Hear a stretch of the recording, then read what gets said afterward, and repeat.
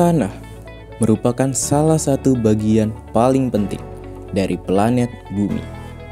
Pada tahun 2024, setidaknya lebih dari 9 miliar makhluk hidup yang tinggal di atas permukaan tanah. Assalamualaikum warahmatullahi wabarakatuh. Kelompok 5 kelas 10C beranggotakan Adelio Kanaya Pardamean, Anissa Miftahul Jannah, Farhan Raditya Suhandi, Geraldine Marcia Diamana, Muhammad Zaki Alfat, Nazwa Fitri Amelia mempersembahkan faktor penyusun tanah serta manfaatnya. Selamat menyaksikan. Tanah merupakan bagian dari kulit bumi yang juga berfungsi sebagai tempat tinggal bagi banyak makhluk hidup, mineral, dan juga bahan organik. Baik, di sini ada faktor yang pertama, yaitu iklim. Iklim merupakan salah satu faktor pembentuk tanah yang terdiri dari suhu atau temperatur serta curah hujan.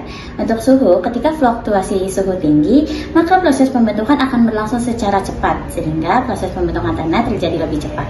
Sementara untuk curah hujan berpengaruh pada kekuatan erosi dan pencucian tanah.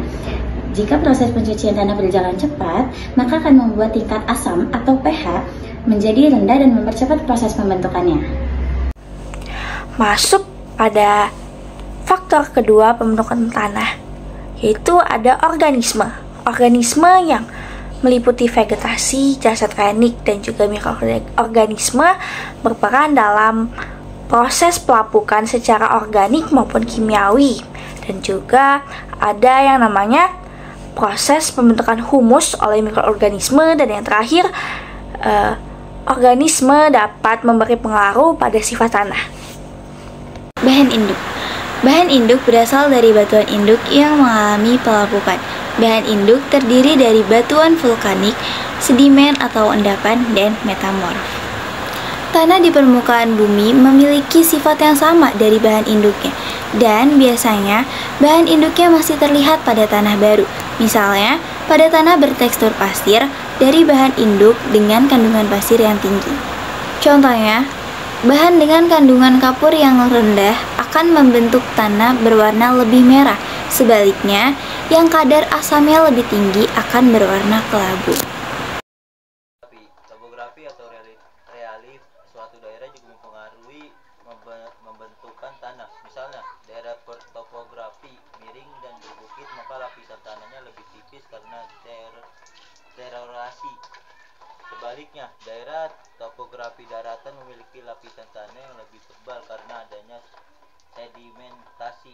Kemudian, daerah dengan sistem drainase atau pengairan yang buruk akan membuat tanah menjadi lebih asam karena sering tergenang air. Waktu itu juga berperan pada proses pembentukan tanah. Contohnya, pada proses pelapukan yang lama biasanya memiliki kandungan mineral yang lebih sedikit, sementara tanah dari hasil pelapukan yang lebih cepat akan menjadi tanah muda dengan kandungan mineral yang lebih banyak.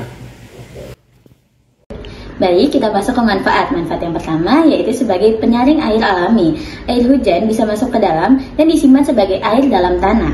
Kandungan bahan organik yang di dalam tanah berfungsi sebagai penyaring atau filtrasi air, sehingga air yang masuk ke dalam tanah yang tadinya kotor menjadi lebih bersih.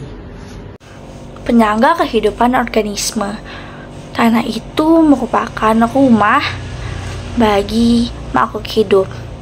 Tanah menyediakan sumber makanan, unsur hara, energi, oksigen, dan juga air. Media tumbuh-tumbuhan. Tumbuhan dapat tumbuh di atas tanah karena terdapat unsur hara tanah, udara, dan air yang dibutuhkan tumbuhan. Daur ulang alami di mana sisa-sisa organisme mati diuraikan menjadi unsur-unsur hara tanah yang dibutuhkan. Sampai di titik ini, kita sudah dapat menarik sebuah kesimpulan bahwa tanah adalah bagian dari kulit bumi yang paling sering kita temui di kehidupan sehari-hari. Tanah juga terbentuk oleh banyak faktor yang mempengaruhinya. Dan tanpa kita sadari, Manfaat dari tanah sangatlah banyak dan sangatlah berguna bagi kehidupan manusia serta kehidupan makhluk hidup lainnya.